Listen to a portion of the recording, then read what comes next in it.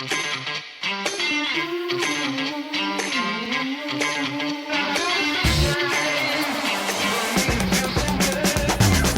folks, welcome to episode 79 of the Mile 20 podcast where epic shit happens.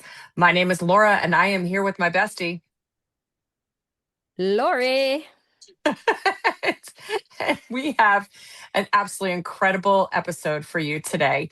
We are interviewing Jen Doan from England, and she just recently ran an Ironman and then another Ironman in 2 days.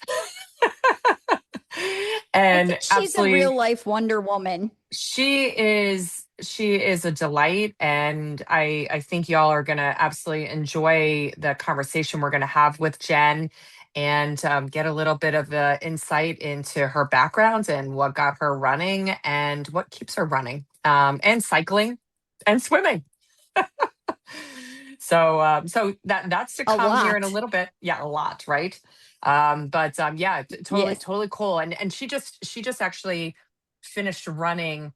I keep saying running. She finished the two Ironman races.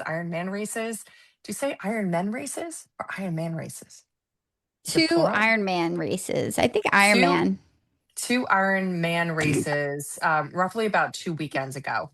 So she is fresh off of this accomplishment, and we are absolutely thrilled to go and have her on the podcast today. And she's a fellow podcaster as well, so we'll give a little bit of plug to her podcast as well. But in the meantime, Laura, before we cut into the interview, what have you been up to, my friend? What is your epic week been looking like? It's been feeling fairly epic, finished out my week up at Cranberry Lake. Geez, up at Poconos. Other Um, lake, other lake. Wait, wait, and wait. be, Which trip is this? I'm Lori Feckman. Which trip is this? Where am I at? yes, yes. It's like I get to spend my summers Yes, at the lake, and it's wonderful. So yes. I have People, nothing to complain people. about. She's got lake brain. See, yeah, I have lake brain. Yep, for yes, sure. yeah. So we finished up our time there, came home Saturday morning for the Philadelphia Zoo Ale Festival, and a bunch of my cycling ladies went with husbands and not husbands. So like my buddy Barb and her husband Al, Joan and her husband Matt, Oh, that's oh, fun. Dave's business partner who we interviewed, Bob Weinhold, and his Oh, wife Bob Kimberly. went. Oh, that's fun. Yeah, Bob went and Deneen. So we just had a blast just hanging out and doing the ale festival, and of course drinking too much, as is the nature of the festival, because you're there with over 100 samples of different types of mead, ciders, seltzers, alcohol, and beer. And yeah, you just pretty much spend 4 hours sampling So, and did you listening find to good anything new? music. You find anything new that you connected with that you were like, oh, I need to go and add that to my repertoire? Yeah, but it'd probably be good if I like made note of these things before I got tipsy and forgot them. So yeah, Oh there no. was a lot of very good beer. A lot. I think that there was Okay. one maybe from Big Oyster Brewing, I think was one that was Okay. delicious. Okay. I started out Camera, with a girl. Camera. mead. You got to camera them. I know, I know. I started out with a mead and that was delicious. Have I taught you nothing with the wine? Yeah. There was something in the back corner from some place that I went to that was like a blueberry wheat ale that was freaking fantastic. It tasted like Oh, blueberry. It I was wonder. I delicious. wonder if it. So there is a German restaurant bar in Philly, and our friends Julie and Jason Lang, who we hung out with this past weekend. Jason actually brought some blueberry beer, and he had it at this German restaurant. And I guess it's like one of their brews, and I do not know the name of the brewery, but maybe that's the connection there. I don't know. It could I don't be, who know. knows? I No don't know. idea. Okay. But then today, the last day or so, we're just all about getting ready to head down to Florida tomorrow because my youngest, Ella, is headed down to take part in the Disney College program. So we are driving her car from Chester Springs, Pennsylvania, all the way down to Jacksonville tomorrow. And then we'll do Jacksonville to my mom's house in Fort Myers. And then Saturday will be back up to Orlando, move her in, and then I fly back early Tuesday morning next week. So, yeah. So it's busy, busy, wonderful. It's wonderful. First world problems, but very busy right now. Yeah, girl, you got a lot of stuff going on. Yeah. I How know you, about you? well, you and I, Lori and I actually were able to get in a run with each other this morning, It and felt it really was good too, I it have to oh say. It was a it good felt really run. really good, and like I mean I was looking at the pace and I was like, God, I run so much faster when I'm with you versus when I'm by myself. I'm just like, Yeah. I'm like, la la la. And then like I was like, oh damn, we're like kind of killing it this morning. I was pretty happy. Although the other day I did share with you and Maggie that I did a sub 10 minute, I was at a sub 10-minute mile in my last half mile because Maggie inspired me. Lori's daughter Maggie went and sent us a note about a run that she did, and she was like, I don't know, she was averaging some wicked shit like 840 something. I'm not exact there, Yeah.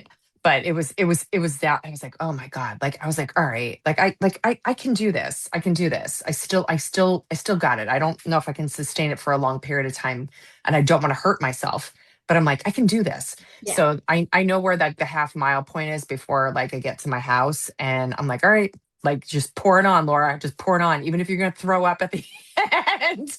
I did not, just on the Very record. I did good. not. But yeah, like the last I looked at my watch, it was like either a 9:45 or a 9:42. And I was just like, yes, like I got below 10. So I was pretty happy about that. Nice. I don't know. And Yeah. and we'll talk about it in like running news about like somebody that just broke a world record. I don't know how people I'm just not a naturally fast runner. I'm just not. Like it's not in my No, cards. But no, um I'm but not built my like a Kenyan or an no, I Ethiopian for that matter. no, yes, exactly. But no, my weekend, I had a fun weekend. So I know like I was bummed because when you guys originally had scored the tickets for the beer festival, we had a friend's wedding. A friend whose daughter got married, and so I couldn't go and do the beer festival like that weekend. And I know it had gotten rained out. They rescheduled it for this weekend. We couldn't do it Yeah. this weekend either because we had I'm going to just say old friends come down. Julie and Jason Lang. Julie and I have known each other, figured out since 1998. So we're talking like almost Nice. 30 years, and we've worked with each other in a multitude of different places, and just I don't know. Her and her husband came down on Saturday morning, and we just the weather was kind of crappy on Saturday, but we made the best of it. We got to go down to the Sassafras Dock Days, where it's kind of like the redneck Riviera, where like the people go and take their boats and like speed dock it and stuff. They're crazy. Like Julie kept asking me like, so what am I looking at here? Like what does success look like? Like why am I looking at this? And we're like, one guy's saying his dick is bigger than the other. And like, look at my boat, and she's like, and how much do these boats cost? And Jim was kind of estimating one boat. It's like, man, that boat's probably about $450,000. And she's like, what the hell? And they're Yeah. coming at these docks, these cement docks, at like, I don't know, I don't even know how many miles an hour on the water. But so we did that for a little bit. We hit the Bohemia Manor Winery for some food and drink. It just got on the boat for a little bit. Like, everything. I know I told you this morning when we were running, like everything was a window. It was like Jim was like, we got a window of like 3 hours of no rain. But we got a chance to be outside for a bit on Saturday. Just great conversation. And then Sunday a couple of us were nursing hangovers, And then and then we hit the view for some food and got on the boat again. So it was just like a really nice lazy day. Jim sent Jason home with a ton of blue crabs. And so Nice. Julie had taken a picture, Sunday night. They had steamed up the crabs, and we're eating them up. So that's what we did this past weekend. Just it's just always really nice. And just reconnecting with your cycling gals. Just when you reconnect with old friends and stuff, and you're just like, yeah, like life is good. Like life is good when you have like just solid people around you that you could just pick up like right where you left off. Yeah, I agree. So Yeah. Lori, Yep. Yes. what's the running news that we got going on? Because there's some cool running news that like happened this past week. Y- Yeah. So the world record for the half marathon has been shattered. I know Yes. that we've mentioned Yomip's name in recent episodes. So Yes. Yomith, yeah, so you and I were like, dude, like we know this guy's name. Like, we've said this before. So recently when we talked about the London Marathon and that record, like or like the marathon record getting shattered and like at a sub, 2 hour marathon. Yomith was actually one of the two gentlemen in that race that came in. He came in at a 1:59:41, but he came in second place behind the And other that's dude who crazy ran because faster than him.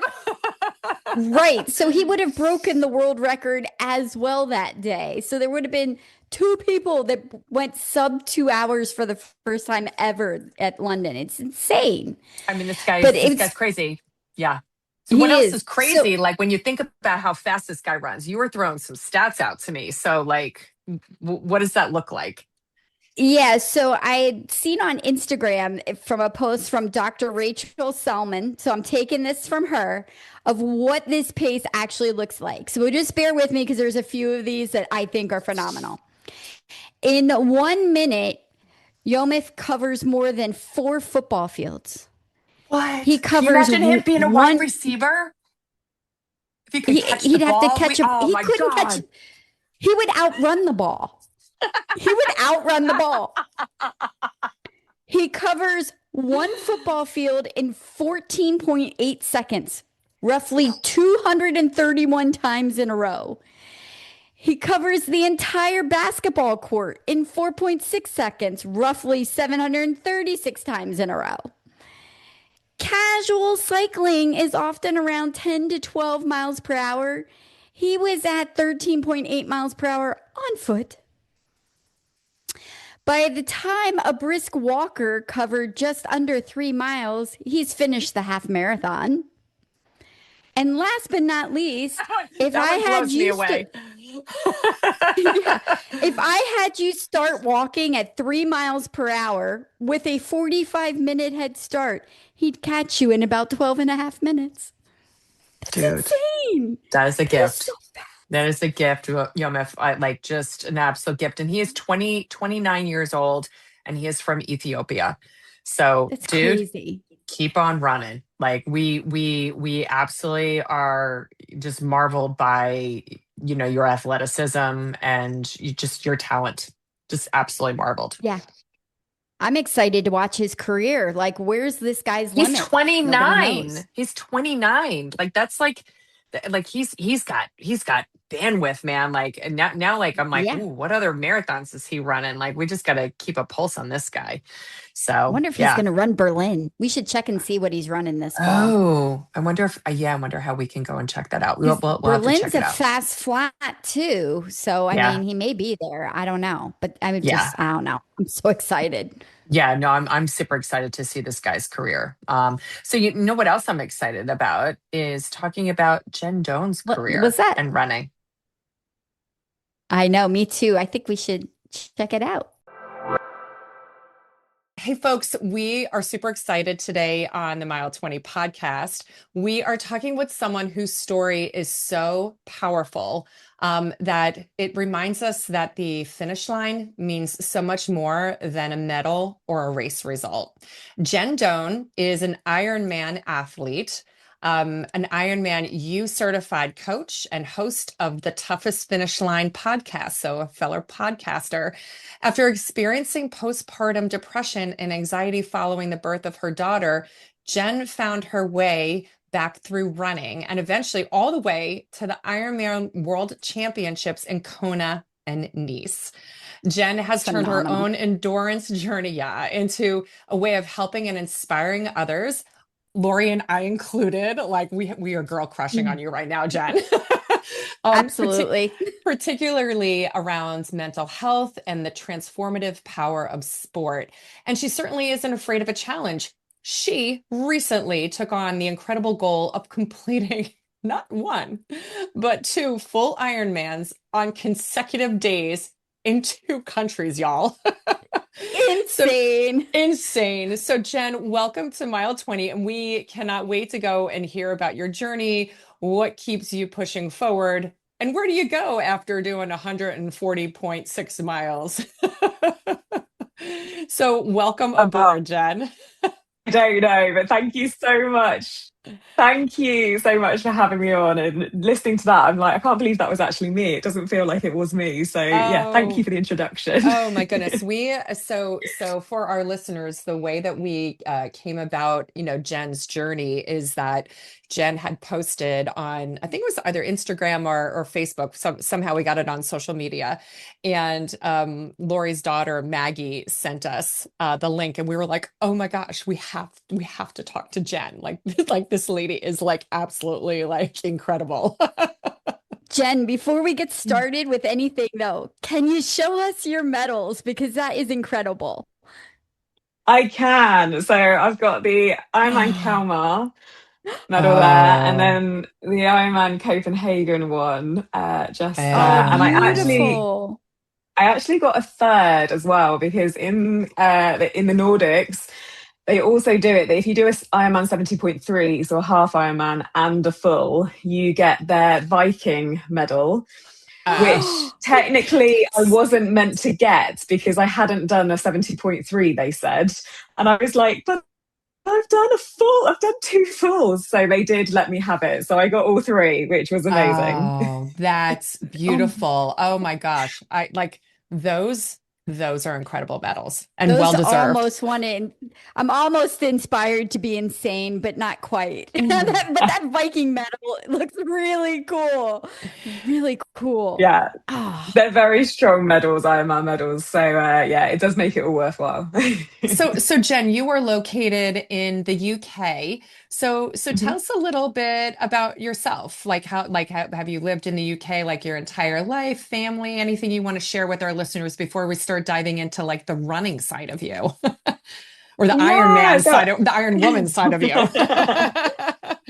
yeah, I've always lived in the UK. I live on the south coast. And I have a little girl who's 7 years old now, who, yeah, just cheers me on no end and is part of the reason why I do what I do. So, I'm a speech and language therapist, which I think would be a speech pathologist for you guys. That's my kind of day job and background, but now branching into the world of podcasting and also being an Ironman coach. Oh my goodness. That that's is so absolutely incredible. cool. I was gonna share, Jen, that Lori and I are actually headed to London in a few weeks in October. We're headed to a football game, an American football game that's being played right outside of London. So we'll be in your neck of the woods, but not entirely in your neck of the woods. You come from a very, Not very too, pretty area of Britain. yeah, not too far away though. So yeah, I'll have to. My husband loves American sports, so I need to check that one out. Oh, outstanding, outstanding. I love it. So tell us about how you got into athletics. Like, were you athletic as a kid or did you come into it later? Like, tell us about kind of your journey through getting involved in sports, running, and then the triathlete.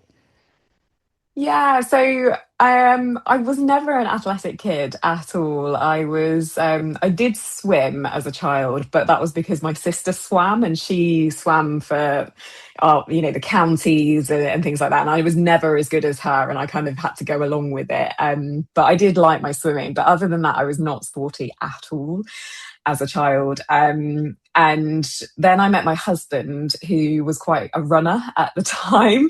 And, you want to kind of impress the guy that you're getting with. So I was like, yeah, I can do some running. But found that I really liked it. I wasn't good at it at all, but I found that after work I could go for a run and it would clear my head, and I'd feel top form after it.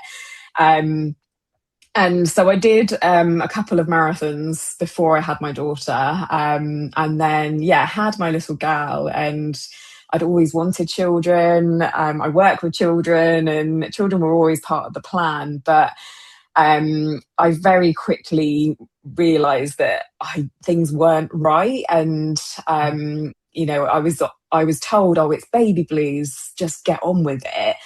But I just spiraled basically, and it was the weirdest feeling of just such anxiety that anytime I was going out the house, it was such a big thing.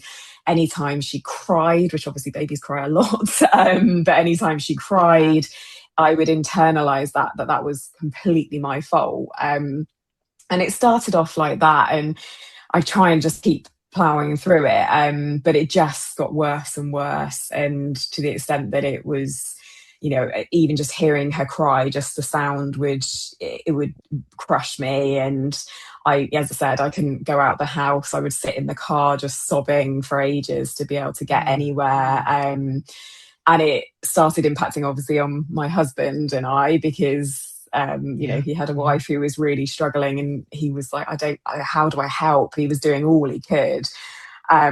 And I ended up in just such a dark place that I was like, they're going to be better off without me. I'm not good enough to be her mum or anything. And I've been to the doctors a couple of times, and they were like, it's baby blues, get on with it, carry on. But I finally went, and whether it was coincidence, but I had managed to get an appointment with a female doctor, and she listened, and she just said to me, she was like, Jan, have you ever thought this might be postpartum depression? And I'd always thought that postpartum depression was when you didn't bond with your child. And I was like, it's not that. Like, I love her so much that it's almost all consuming, that it's too much. And she was like, it can present in such different ways. And so it was almost like a light bulb went off at that moment, because I was like, this is why I'm feeling like I am. And it had been months, it wasn't a quick fix, but it really kind of made me go, oh, okay, it's not just me going crazy and losing everything. But it was creeping into COVID times. So in England, we have the NHS, which is amazing. But I was told that there would be a massive wait for counselling.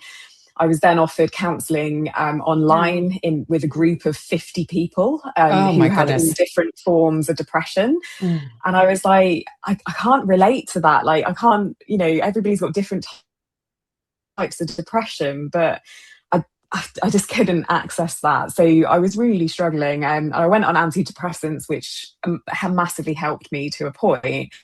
But it was my husband who said, Jan, you always found that running helped you. Why don't you try and get out for a run? And initially I was like, I can't get out the front door. Like, how on earth do I do that? And, he helped me push myself to getting out with the buggy. And it was initially just a 30-second little jog with the buggy. But then I managed to build it up, and just that sense of I did it. And the kind of, actually, I was in control of the run. I could speed up, I could ease it. And I was like, that's me. That's a part of me that I'd lost so much. Yeah. So we just built it up from there. And he was amazing. He really supported me with getting out. Some people were like, he's encouraging you to get to the gym when you just had a baby. Like, this is a bit mean. And I was like, no, it was the best thing that he could have done for me. And then from that, I was like, I'm just going to set myself I need a goal. I need something to focus on to keep pushing me, because this is so hard getting out the door. I need something to move me on. And I'd done a marathon, as I said before, but I was like, I just need to do something different. And as I say, I swam as a child. And I was like, I'm going to book an Ironman 70.3. And I'd never done a triathlon. Wow. I'd never done anything. I'd never ridden a road bike. I didn't own a road bike. I'd never really sea swam, and went for it. And yeah, the rest is history. I just fell in love with it, and it all went on from there. So where did you find out about like Ironmans? Like like where you were like you're like, yeah, no, instead of doing, this, I like starting out with like maybe sprint triathlons or something, like I'm gonna go for an Ironman. Well, it was like, ironically, I think it was when my husband and I were on honeymoon. We were in America, and it was the Ironman World Championships were on the telly. And it came up, and we were watching it, and I was like, that's insane. Like, that's ridiculous how far they're doing it. And I kind of, I'd heard about sprint triathlons and shorter distance, but I think Yeah. for me at that time, it was, I need to go big. I need to go for something that's really going to push me to keep getting out the door, and keep supporting myself, and Yeah. getting me back. So, because otherwise, I'm going to lose my marriage, I'm going to lose my life. So I was like, go big or go home, basically.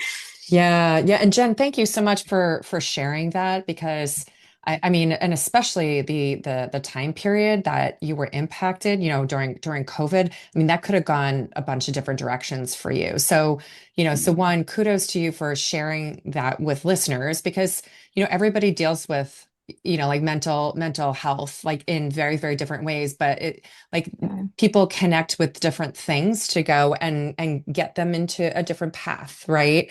So it was awesome too to go and hear that you have such a supportive spouse who wasn't trying to push you to the gym for the wrong reasons. No, absolutely not.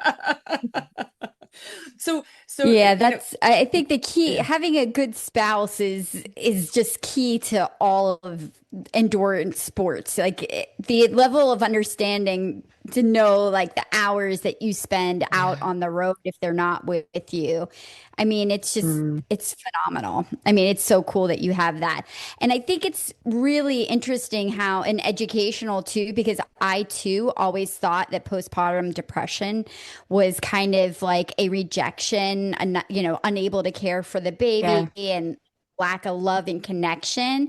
I didn't realize that it had different ways that it manifested either. So I think just educating people too that it can present itself in different ways is so important. And it's really cool that you have that platform to move that kind of information out there. yeah, Yeah, and I think that was one of the biggest things that I wanted to do, and part of the reason I'd set the challenge, because so many people think that they think, and I absolutely I did, that it's just not bonding with your children, but it presents in so many different ways, and people are misdiagnosed. And so I just wanted to share my story to hopefully if somebody else is going through similar, then it might just give them a little bit of a way out, and a light at the end of the tunnel.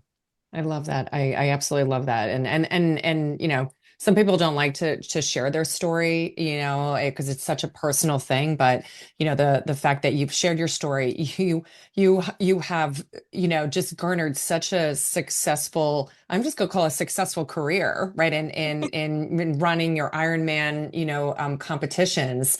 That it can go and you can go down any path, right? Like it's just Yeah. what you do with it, and also again, having that support. So which is fantastic. No, so we would define, Jen, that what you went through, right? And your pivot point as like your mile 20 moment. So the whole reason why we have defined or named our podcast the Mile 20 podcast is one, because mile 20, like that's usually when runners like in a marathon. I don't know that'll be an interesting question. When do you hit the wall in a try in an Ironman? But I am in a curious. I know, right?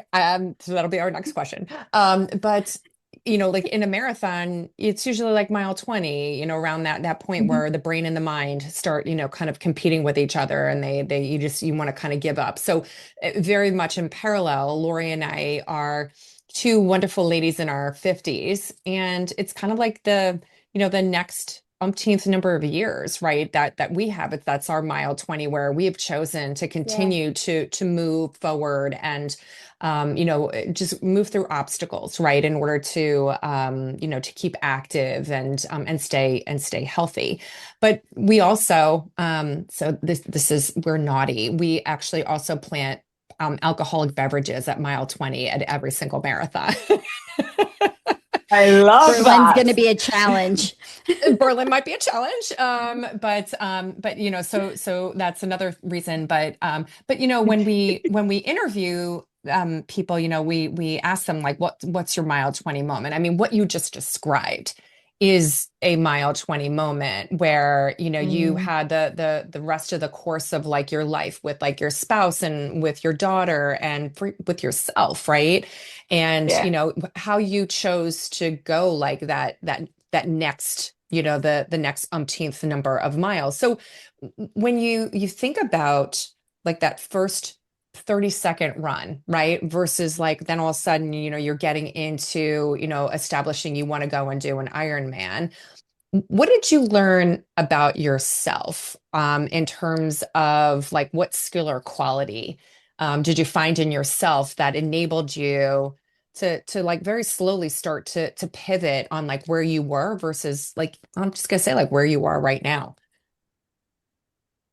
I think it was, I'd lost myself so much that it was just the reminder of actually like the skill in myself that I can do hard things and that I can keep pushing forwards. And my mantra and the thing that the races were basically cool was about taking a step and then one more step. And that comes from my daughter's favorite film years ago was Frozen 2, and there's a song in it where Anna is singing about take a step and then one more step. And so it became our little mantra that we could take a step and then one more step. And I reflected on it and I was like, that's exactly how I felt when I stepped out for that kind of first run. And I was like, if I can, I'm strong enough to take a step and then one more step in any situation, whether it's, being poorly, I can build myself up, just go one step at a time. And so it was that absolutely at that time without realizing it that this whole thing would come from it, that just taking a step and then one more step, I am strong enough to do that. And that was just the overwhelming feeling, the feeling of that 30-second run at the beginning. I was like, I'm doing it, just go one step. And I love it's that. a reminder that we're all stronger than we think we are. And I Yeah. think that we're often battered down that, oh, I can't do that, and I could never do that, I could never do this. And I used to think if I could never get out the front door. And then it was I never could do a half Ironman, and then it became I never could do an Ironman, and from there, and we are so much stronger than we think. Oh, I absolutely love that. And that can resonate to so many people, right? Depending Yeah, upon what they're dealing with in life. It's just, you take one step at a time. Don't absolutely. try to don't try to take the leap, because the leap seems a little too unsurmountable sometimes. But taking Yeah. taking those one step at a time, I absolutely love that. And I know what song you're talking about. I'm not going to sing it because I suck at singing. Okay, so Oh we no, need to it's go like, back to the question at yeah. hand, though. Where is the wall in an Ironman? Well, I mean, ironically, the wall was different for a standalone Ironman to compared to the double back-to-back Ironmans. So Well, typically, tell us about both. yeah, so typically I find that if I'm just doing one Ironman, that's not just an Ironman, is So very, funny. very Like when I difficult. just do an Ironman. But I mean purely one Ironman, which is a huge, huge thing in itself. It's usually for me, it's around mile 65 on the bike that I hit, because I've come through so much, but there's still a massive chunk of the bike to go and a marathon to go. So, but then if you can get through that, again, it's similar to you guys, as I say, kind of mile 18 to 20 on the marathon is also a wall. So very similar in that respect. With the back to back, it actually hit slightly earlier. It was definitely just before halfway on the bike, because I was like, there's so much more still to go. It's not the rest of the bike and the run, it's then a whole nother Ironman afterwards. So that mentally, I had to talk myself through that a lot and just push that to a side, because again, if I thought about the whole 48 hours that it was going to be, or 36 hours, what it turned out to be, I would never have made it at all. So I just had to push it to one side. And ironically, I was thinking about what drink I was going to have on the finish line to help me push through that. So it works for us all. So Jen, how did I see that are you a wine girl? Because I think I did see some wine on your social media. Was that the treat at the end? It was wine, but I've had quite a bit of champagne as well. My lovely friends and my husband have bought champagne and things, so I'm a champagne gal as well. Oh, I love that. I love it. So Jen, how did the whole 2 Ironmans in one weekend in 2 different countries, like how did that come about? Well, it kind of all builds really, because I did my 70.3 as my first one, and then that went on, as it inevitably does, to a full Ironman. And I was actually, I went to initially race the World Championships with the Ironman Foundation, because it was the first female only World Championships in Kona. And they were taking 30 women who all had a story. So there was, Adrian Bunn, who was the youngest athlete with autism to cross the finish line. Ashley Norton, who had double pacemaker surgery and multiple sclerosis. And so there's 30 of us that all went, and I was coming at it from a mental health point of view.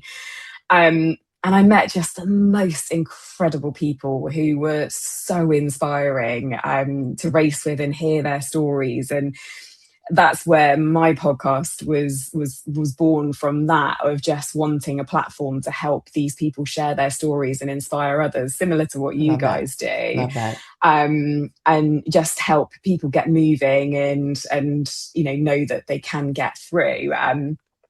And so it built from there, really, that the podcast came about. And then I was chatting with the director of the Ironman Foundation, and we were, I was like, I want to do something big to, try and raise awareness that you can take a step and then one more step. And that message has just resonated through everybody's stories we've had on the podcast. There's people who have, lost loved ones. There's people who have had awful illnesses and been bedridden and completely immobilized. And the message was always the same, of take a step and then just one more step. So I'd looked at, can you even do back-to-back Ironmans? It wasn't, there was a lot of people who had done the back-to-back distance, but less women as well. So I was wanting to kind of raise the flag for women there. And I was like, I don't know. Is it possible to do back-to-back Ironmans? And it was actually one of our friends who was like, I've been searching for you, Jen, and yes, you can do it. The Scandinavian double. And there's only been a handful of people who have done it. And I was like, is this even possible? I have no idea. But I spoke with the foundation, and they were like, yeah, we'll help you through it. And, the foundation do some incredible work of, they get bikes and swim lessons for children from the race communities, which is, it's amazing. And again, it's giving the children their hope to, that they, they wouldn't normally be able to afford swim lessons or bikes, but they've got a bike. And I was like, the bike helped me so much. And if it can help children as well, then let's bring the whole message and take a step, take one more step. And the podcast is called the Toughest Finish Line Podcast. So I was like, let's go for my toughest finish line ever. Let's try and see if this is even possible.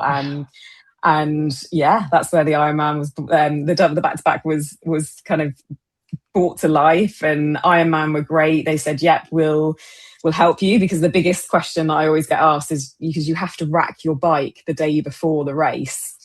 Which obviously you can't do when you're doing back-to-back Ironmans, because your bike, you're racing on it. So you have to get kind of consent from the race directors that I could rack my bike the morning in Copenhagen. And yeah, it was all approved, and off we went. It came from goodness. The logistics on that. So what was the travel distance between the two races? So it's I can't remember. It's a 200 and something or other miles. It's about 3.5 hour, 4 hour Okay. drive basically. Okay. So working all that out was quite an interesting one. So we flew into Copenhagen, Yeah. and I legged it off the plane. I left my little girl and my husband to go and get the bags so that I could go and register in Copenhagen because you have to still register for the race. And they were shutting, so I had like an hour to get there before they shut. And so I managed to Oh, register. wow. My husband was due to come and pick me up, but I phoned him and was like, I've registered. If you got the hire car, can you come and collect? And he was like, Jen, I'm still at the airport. The airline have lost all our bags. And they'd lost all our cases. My bike had thankfully arrived, amazingly. But we had no clothes. I had some of my kit in my hand luggage. So I always keep my trainers and my bike shoes, things that I Yeah. would need kind of bespoke for me. But everything else, all my nutrition, my wetsuits, like everything was, they had no idea where it was. They were like, we think it's back at Heathrow in London. But so we'd planned to drive I up mean, like, you to, don't have enough to stress about with running I two know, right? races. Like, to have your baggage lost, that's terrible. Oh, it was just, my heart just sank because we planned to drive up to Kalmar. So I'd registered in Copenhagen, drive straight up to Kalmar so that then Friday I could just spend the day, I'd register in Kalmar and I could just spend the day sorting kit, getting everything organized and chill out. But it just, yeah, we were like, we've got to wait to see if our bags come. Potentially they might not. So it, yeah, there was another choice at that point because my husband and my daughter were stuck at the baggage claim because they were told if they left to the airport they wouldn't be allowed back in until the following morning. Oh, So they were like, well, we're gonna have to wait in case, because we were told the bags might come in on the next flight. So I was just sat in the airport on my own and I just burst into tears because I was like, this is over before it's even started. It's just a nightmare. But yeah, we managed to get my little girl out so I could go and take her to get some food, and we changed our plans. You'd booked a hotel there, and the next morning we were like, we'll just have to see. But again, I had to register in Kalmar before they shut. So I had to get the van. I hadn't driven in a foreign country for a very long time, and I was like in a van driving on the wrong side of the road whilst my husband waited for the bags. And I drove up to Kalmar, and then thankfully they came in on the next flight, and he was able to get the wow. train up and meet me in Kalmar. But we'd lost, that whole night I'd barely slept because I was like Oh, I can't even worrying about imagine. it. Um, and we'd lost all the kind of final prep day. So we were in the car park flinging kit in bags so that we could wrap Oh in my God. time before they shut. Do you think that because you lost that like both physical and mental preparation, do you think it almost like helped you because you were so concentrated on the kit and not the races? Like that's Potentially, kind of like yeah. weird, like, right? But I mean, No, it's kind of like a little bit of a mind screw where you're like, yeah. I I'm mean, it, focusing on the wrong thing right now, but like I have to yeah, worry about that, right? absolutely. It definitely was Wow. a big distraction. And the whole time I just kept saying to myself, I've got a choice here. I can either just crumble on the side of the airport and Yeah. just, everything's gone, or I choose, let's go for a plan B, let's work it out and let's try and keep the emotions at Yeah. bay. And my husband just kept saying, he was like, don't waste the energy on crying or anything. You need that energy. This is what we're going to do. And so we would just had to switch the plan. Wow. That's That's good incredible. that you can be that flexible. Right. Yeah, I know when Lori and I we fly like all over the country, the world to go run. That's always our primary focus of okay, like where's my gear for the race?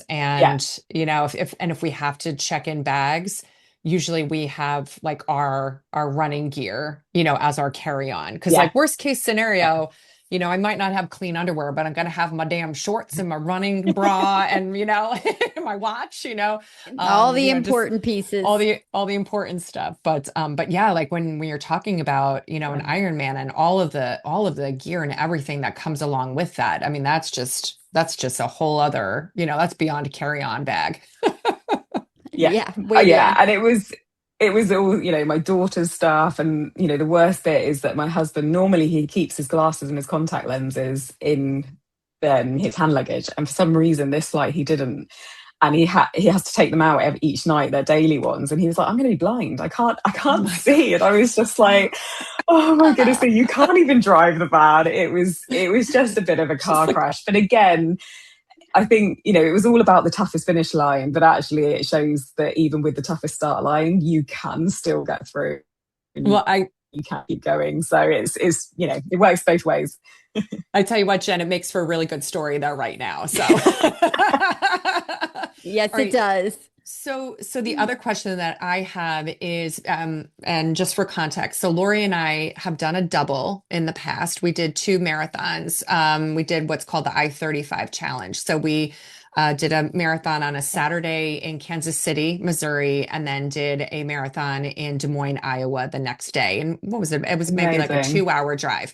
But I remember the next morning. So again, like, we had to check in on each other, right? Like, how are you feeling? How are you feeling? Because we were doing this together, right? And just putting on running clothes the next day and thinking about, oh, I'm going to put goo in my mouth again, and so like when you woke up I'm assuming it was a Saturday and a Sunday, right? So when you Yeah. woke up the next day to run the second Ironman, like what was your state of mind when you woke up and you're like, okay, like, did you do okay, everything in the body is good, and like, okay, how do we move this forward? Like, what were your thoughts? Yeah, I definitely had. I mean, definitely when my alarm went off, it was the initial wave of dread, like, oh my goodness, like where does this go? Mm, But I think for yes. me, because I'd finished the race in camp, or the last part of the marathon, I'd started getting really nauseous. Mm. And I think it was just the amount of gels and everything, which often, you try and avoid that in an Ironman, but sometimes it happens. And I'd actually, when I crossed the finish line, I'd met my family and I had to lie down because I was fainting basically and shaking, and I was so nauseous. And so when I opened my eyes the next morning, I was like, is the nausea still there? And I was like, oh no, it is there. And I still felt really sick, quite unusual. Normally after big events, Oh no. I wake up and I feel okay. And I was like, oh no. And I think that almost kick started me, because I was like, I've just got to get in the zone. I've just got to get on with it. There's nothing I can do about this. I need to try and get some nutrition, which I really struggled with. But it was almost, no, I'm in the middle. It was almost like the sleep was another element of the race. It wasn't like Hmm. one race finished and the other race started. It was just that it was just another element of the race. So it was like, right, on to the next. And it was weird. It just seemed like the next bit and we just got on with it. It was It strange. was like one big continuous race It with wasn't as with the hard nap. as I thought it was. I was gonna It say was, yeah. like one big continuous race with a little nap in between. Yeah. I just don't even know how Yes. you Yeah. burn so many calories doing an Ironman. I mean, you do it doing a marathon, but to do back-to-back marathons, but Yeah. you're so many calories that you cannot make up that deficit in those few hours in between the two. Because honestly, like from the time you finished to the start line the next day, how much time was there? Was it less than 12 hours? Yeah, so I finished it was about 7:30 on the Saturday. So then I had a little lie on the pavement and I had to get myself together. And then we finally got on the road about 8:15. And then had the drive, got to Copenhagen. It was about 11:30, midnight. And then, Oh my yeah, the alarm went goodness. off at 4:30 to get my final kit, because we'd had to pack my bike. Obviously, you have to break down your bike to fit it in the van. So we had to rebuild my bike the next morning. So there was about 4.5 hours, if that, sleep. So I had food that I'd made for in the van driving down, and I had some protein. And I didn't want to eat it at all, but Yeah. I've got to just keep eating as much as I could. And as I said, the next morning I woke up and I still felt so nauseous, and I was trying to eat a bagel, and I cannot eat this, but I was trying to get as much down as I could. But again, the thing that blew my mind with that is the nausea was there, so I ate so much less than I would normally for an Ironman. And it was amazing because I actually felt better on that second race than I did in the first race. I was like, this is crazy. I've got nothing in my body, but I feel pretty good. That Maybe it's is because you knew that there insane. wasn't another one. There Yes, wasn't a third. maybe. It's like, I'm done after this one. Although we have found like we've done 3 marathons in 3 weekends one year, and absolutely Right. that third marathon felt way better than probably any marathon I had run that Funny. year. So it's so bizarre the way that works sometimes, the body does. So Yeah. tell I me, think, I I think, have to know, was there a terrible amount of chafing anywhere that you, especially after the first day, that when it came to the second day, you were like, oh my God, this is going to be horrible? yes, there was. So, I mean, the first day after the swim, I'd swam in my kit, I'd trained in it, but I did have chafing like under my arm here. So Oh. once I got on I hadn't realized, but I got onto the run and I was like, oh, that's a Uh, little bit sore. But then the second day, I got off the bike and I started running, and I was like, "Ooh, that's very sore down below." And so I was had some Vaseline in my kit bag, which normally I try not to put on. But I was like, I'm just going to lather it. But yes, that shower that second night was very painful down below, shall we say? Oh my gosh, Oh, that is always the worst when you and sometimes you don't know, right? Like when you are chafed, and then when you get into the shower and you feel like somebody just took razor blades like on your body, and like definitely for our listeners, like whatever your your desired lubrication is, like don't underestimate like using it, like reapply it. I know Lori and I, we travel with like, our little, what the hell are those called, Lori, the little tiny containers. It was a the body body glide. glide. Yes, But, yeah, yeah, Jen, I have been a Vaseline user, like to the point where when Lori and I ran a race in the state of Washington, we went to go grab breakfast. And like, well, not breakfast, but like they had like, some bananas and stuff for runners, at the hotel yeah. before we left for the race. And so I had sat down, Lori, do you remember this? I sat down on a seat Yes. in like the breakfast area. And when I got up, I left like this Vaseline, like ass, like mark. And I was like, and I tried to get it off, and it's and like you couldn't get, I was like, Lori, we need to go. Like, so, so Vaseline definitely does the trick. It's just like, it leaves a little bit extra, afterward. Yeah, yeah, and I normally have proper like body glide or shampoo cream to put, and but I think the haste of the next morning, it was the one thing that I'd Oh, forgotten, so it was bound to happen. But to be fair, after everything that I'd done, if that was one of the things that hurt, I'll take it over, oh my not gosh. finishing or struggling or injuring Oh, myself more. absolutely, absolutely, totally agree. So the one of the last questions we have before we go into like a little bit of our rapid fire is that you're a coach now, right? For you're an Ironman U Mhm. certified coach. So how do you take what like your passion for what you're doing and your journey, right, as well? Because I mean your journey has just been absolutely incredible to like what you have recently accomplished with the dual Thank you. Ironmans. But how do you take what you have learned in life, and then how does that transcend into like your gift as a coach to other people?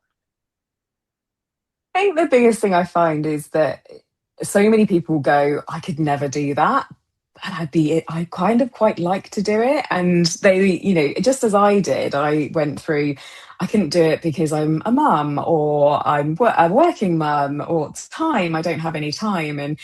And so I think the biggest thing that I find is that it's the help with juggling around training around your life, and that you can make it work. There are Yeah. ways to fit it in, and you don't have to be. I think a lot of people think about Ironman training and think you're training for 20 hours a week, and yes, some athletes do that, but you don't have to if you get the sessions right, and are really Mm, putting in, so that each session you do is not maximum effort, but it's maximum results. okay. You can do it on a lot shorter time, and you can juggle Hmm. it. I've got athletes who are working and traveling the world at the same time, and we have to get creative sometimes with different gyms around the world, and late and morning sessions, and ensuring that there's enough recovery. But you can make it work, I think. If and it's just giving them the confidence that you can do it, even if you're going, I could never do that. That was absolutely me. I thought I could never do a Ironman 70.3. But at the time, it was, I could never get out the front door, and I made it out the front door, and you can just build on it from there. So it's making training real life. I think there's a lot on social media that makes it look easy, and that you're not juggling it around things, but you can absolutely do that. I love that. I absolutely love that. All right, Laura, you My ready husband did. oh, go Well, ahead. hold on. My husband Yeah. did a half, and my oldest Maggie, who you talked to, she's like just come to me recently, and she was like, I think I'm going to do it, Mom. I'm going to start training this year. I'm just going to become proficient in cycling and biking. And then she's like, and Wow. then after the wedding, I think I'm going to try and do a half and then maybe a full. And my husband was talking about it too. And I'm like, oh, I think you need to figure out 20 hours a week. So it's interesting that you're saying that you don't need 20 hours a week. What do you think like the Yeah. minimum is with that then for some I athletes? mean, I think it's a really hard question to answer because everybody is so different. So it depends on where your baseline is. So if you're That's starting true. from nothing, but also if you're, building from, so everybody is completely different. It depends on your fitness levels. I mean, one athlete that I was coaching, Ashley Norton, she would have periods of time in hospital where she couldn't train for days, and she still went on and got round Kona. And that's not because of me, that's because of her motivation and her drive Wow. and all of that. So there's so many aspects that affect whether somebody can do it or not. I mean, definitely it's needing, 6, 7 sessions. So 6 days a week training, I would recommend, some days with double sessions putting in. Again, you also start off less. So it depends how long you've got before a race. Because if you're Yeah. starting a year out, you absolutely don't need as much time. I've got some athletes who are maybe doing 6 hours a week. Yes, it builds closer to the race day. You might get to eventually closer to the time, a couple of weekends where you're doing a 6 hour bike ride into a brick run. It does vary, but definitely, even for the back to back, I was doing kind of 14, 15 hours a week training. But I was juggling around being a mum and working. But that's from my back to back. So it definitely doesn't need to be that much. And yeah, there's lots of factors that impact it, but you can make it work around life and having a social life and family. And I think that's the main thing that I say is you don't want the race to take over your whole life. You've still got family, you've still got social life, you've still got to work. Hmm. We need to make it work around that. I love that. I But love that. somehow it still winds up permeating everything in life, though, doesn't it? Like I know Of I course it does. identify as Of a course. marathon runner, you know? I Absolutely. feel It like does become who you are. yeah, I feel like it used to permeate like more into my life than what it does now. And I don't know if it's just Yeah. like again, like to your point where your body just becomes more proficient, and it becomes trained, right? Yeah. I had a recent surgery that I couldn't run for a number of weeks, and then I just like I jumped right into like our next race. And while it was not Wow. while it was not a pretty race, I finished a full marathon, and that's resonating right now. Yeah, and I think it shows the power of the mind as well. Like somebody said to me that it's 80%, sorry, 20% training. It's actually 80% mental. And it was absolutely come race weekend. Yes, there was the technique and my swim stroke and my, Yeah. organizing my nutrition. But the biggest thing was the mental side of things. And as I said, if I let my mind go, there's so much more ahead, I can't do this, it would have been over there. But if mentally you can switch that thinking, which is easier said than done, right? Yes. But if you Yeah. can if you can just go, I have a choice. I can focus on this negative bit, or I can say, I'm going to take one more step, I'm going to get to one more aid station and then see how I feel. And that's the way that I was able to get through it. So mentally plays a huge part in it. I love that. I absolutely love that. All right. So, Lori, do you have any more questions before we go into rapid fire? No, I'm ready for rapid fire. Okay. All right. So my first, or so these are, quick questions, not give a lot of thought to it. So my first question is, you have your Ironman bracelets on. Take them off or let them fall off? Oh, you're gonna make me decide it. I'm gonna let them fall off You go, because when girl. else do you have two Ironman bracelets on? Hell yeah. I love that answer. I love it. I love it. How to ask that All one. right. Morning run or evening run? Morning, definitely. It's a struggle getting out of bed, but at least I've got it done and I can feel a bit smug thinking I've got my workout done for the day. Kona or Nice? Absolutely Kona. Oh, Nice was amazing. Nice was amazing, but there's something truly special about Kona. It is the birthplace. It's the main place for the race, and it's just the whole town comes alive, and it's in the views, the scenery, the music. It's yeah, got to be Kona. love it. Love it. Nice. Okay, you can only choose one. Swim, bike, or run.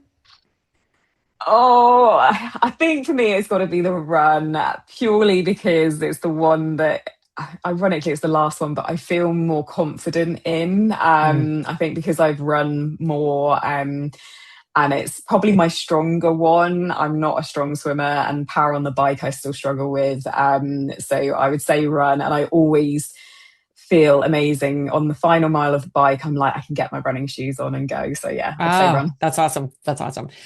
What is your go-to post-race meal? It does vary. Probably, well, this time I did have a big burger, Nice. which was big burger chips, but also a good breakfast. I do love a good breakfast that's, your pastries, cooked pancakes, and that's what absolutely Speaking I our love focused on for language. half. Yeah. Yes, I'm like ditto to all of that. Music, podcast, or silence on a long run?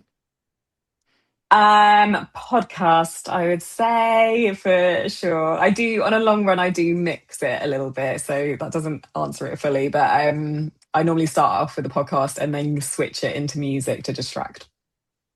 What is your favorite piece of gear right now? Ooh, tricky one. I mean, I've got to say it's my bike. I'm very, very lucky that my husband, without me knowing, bought me a bike last summer. And I've actually nicknamed it Kona because it's a beautiful, like sea blue color. And I rode it for the first time in Kona last year at the World Championships. And yeah, it's just my happy place when I jump on that. I love that. Well, Okay. so my hold on a second. My dog's name is Kona, and exactly because of Hawaii. Ah, So, and I she's the love color. it. She's like the perfect color of like what I think is the ideal cup of coffee, like what a coffee should look like. So, yes. All Kona right. brew. Sorry, Laura, as I digress. Well, no, that's okay because I was about to digress too, just to ask what kind of bike you got. I'm just curious. I've got a Canyon TT bike. So I started out on a road bike, a Live bike, which I love. I still love that bike to pieces. Nicknamed it Live. You've got to name your bikes. So I still love that bike. But yeah, I've got a Canyon bike, which yeah, it's a very special one for me. I So love I love that. it. I love that. It's pie smooth like butter. Just ride. Yeah. Oh. All right, if you could run any marathon or Ironman anywhere in the world tomorrow, where would you go? Oh, that's a really tricky one. I Mhm. mean, for me, it would be to go back to Kona every time. I'm fortunate, so grateful to have made it twice there to the start line. I would just go back there every time. But I would also love to do the New York Marathon. The New York Marathon is absolutely on my list that I'd Do love to it. do. Do it. So I just need to get the entrance in, which I need to work on. But yeah, I would probably say Kona. I love it. I love it. All right. So this is our last question for you. What's one word that describes Jen Dunn today?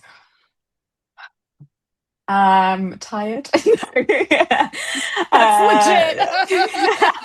I mean, I'm still straight. I mean, the back to back was less than 2 weeks ago, and I'm still, yeah, still a bit of brain fog. Muscles are still recovering. I was warned that it would take a good couple of weeks to feel a bit more like me, Wow. Wow.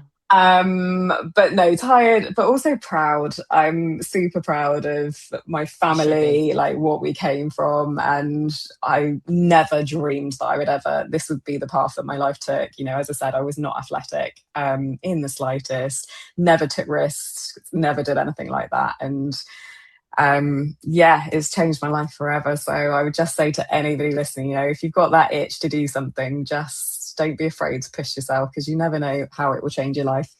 I love that.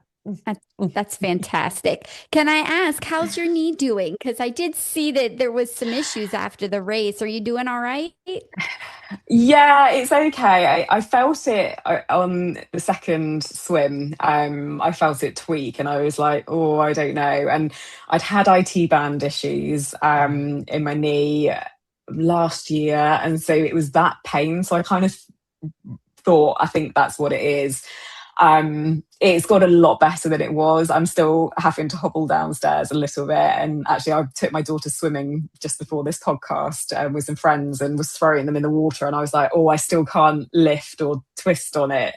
But it's 10 times better than it was. Thank you. And again, if that was the main issue that came from the back to back, I'll take it, because yeah, it could have been a lot worse. So.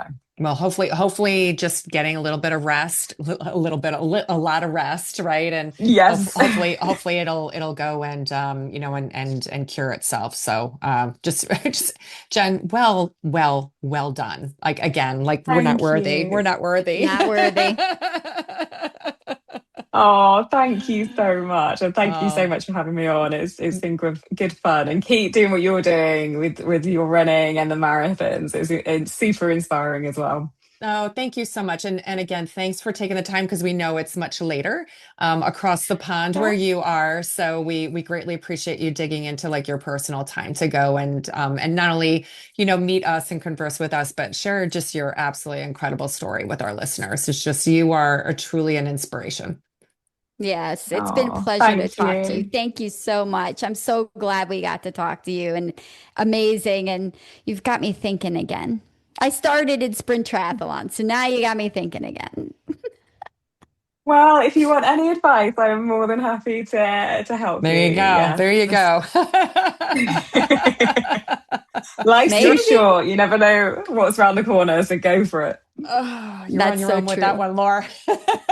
I will be your beer bitch, Lori. I will be your beer bitch. I will not. I did one sprint triathlon, Jen, and it wasn't for me. I just, could I get better at it? Maybe, but I just wasn't my bag. So, but I'm But okay with you've got that. your I'm okay yeah, with and you've that. got your running. You've got your Yep. running passion. Yep. So yeah. Yep. Yep. Yep. Exactly. So, all right. Well, thank you so very much. We greatly appreciate you. And you have an absolutely wonderful evening. Thank you. And you guys take care. Thank you. She was fantastic. Oh, God, I love her. I absolutely like she she's good people, man. She's good people. You know what I really loved that Jen talked about was when she went to Kona with all of the other like 30, what did she mention, like 30 something other women. It was 30, like, oh yeah, 30 women. yeah. But everybody had a unique story, a unique experience of how they got to the start line. And I know that in previous episodes, you and I have talked about every single athlete that starts a race has a story like leading up to it. And the ones that Jen was sharing with us, like one woman had, what was it, like double bypass, like Or she surgery had a and pacemaker or or pair something. Yeah. pacemaker and another woman had autism, and it just absolutely incredible. So I think you and I always talk about, and you always stress this, is like just get out there and move, right? Like just like there's nothing stopping you. And I think Jen saying put one foot in front of the other and just like make it happen, right? Like just one foot Yes. in front of the other. I think that is really the message of this. And when you put one foot in front of the other, incredible things can happen, you know. That's so true. It's so true. I mean, it just jives with the whole message. Jen's message and ours is completely intertwined. I mean, you just don't know what you're capable of until you go and do it. And there's 1,000 reasons that you can talk yourself out of doing something. But the bottom line is that if something is niggling in the back of your head telling you that maybe you'd like to do it, just do it. Like Yeah. just get What's out stopping there you? What's and stopping you?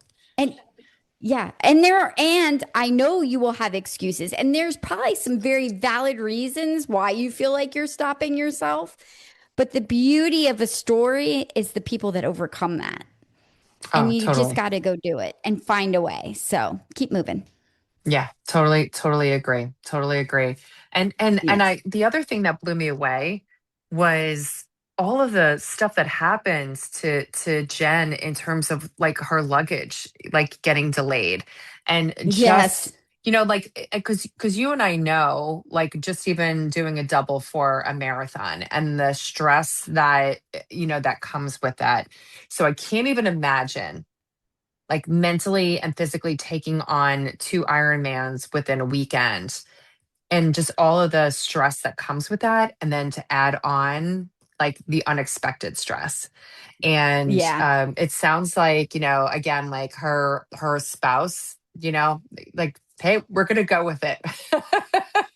And very, very Yeah. supportive and, helping her to channel her energy in and her, her focus in the right areas as well. Because man, that just, to get all hyped up for that could have been really catastrophic for her to not have her gear for that race. Oh, yeah. I mean, you can choose to go completely mental and off the rails, but it takes a lot of You discipline pivot, you to pivot, work through that pivot, pivot, pivot. pivot, pivot, right? Yes, That's to it. work through That's that it. mentally. Absolutely. Yep. Yeah. Yeah. Well, so next week we What are we will talking be about next week? we are going back onto our 50 states journey again, and we will be discussing our endeavors at the Kentucky Derby Marathon, which again we did in the 2022 season during our year from hell of, well, wonderful hell of marathoning. So I'm excited to dive into that. Louisville, That was a good weekend. That was a fun weekend. yeah, Louisville holds a special place in my heart because I was born there and I have a lot of family there. So it was a special weekend. It was one of those races that I'm like, okay, if we're running in Kentucky, we have to do the Kentucky Derby Marathon. So I was glad we were able to do that. But we want to thank everybody who's been joining us the last several weeks and this week and listening to us and liking us and following along on Instagram. We appreciate all of the love. You can find us at Mile 20 Podcast. We stream wherever you listen to your podcasts, and you can even join us on YouTube if you'd like and see us in my Mr. Magoo glasses. and